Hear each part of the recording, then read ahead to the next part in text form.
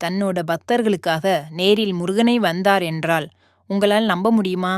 ஆமாங்க, 20 வருஷம் முன்னாடி ஒரு மூதாட்டி சுவாமிமலை முருகனை தரிசிக்க ஒரு மாட்டு வண்டியில் யாத்திரையா போனாங்க. மாலை நேரம் முடிந்து இரவு நேரமும் வந்தது. அவர்கள் ஒரே ஒரு விளக்குடன் கோவில் நோக்கி அடர்ந்த காட்டு வழியில் சென்று கொண்டிருந்தார்கள்.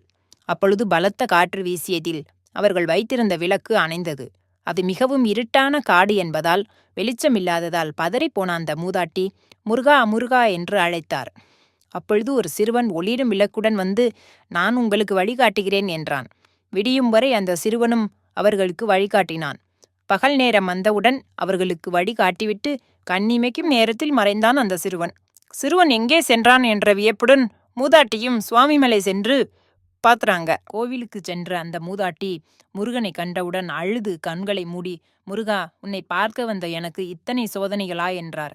அப்பொழுது அந்த மூதாட்டியின் நினைவில் ஒரு குரல் தோன்றியது. அம்மா, உனக்கு வழிகாட்டியரே நான்தான், என்னை மறந்துட்டியா என்றது.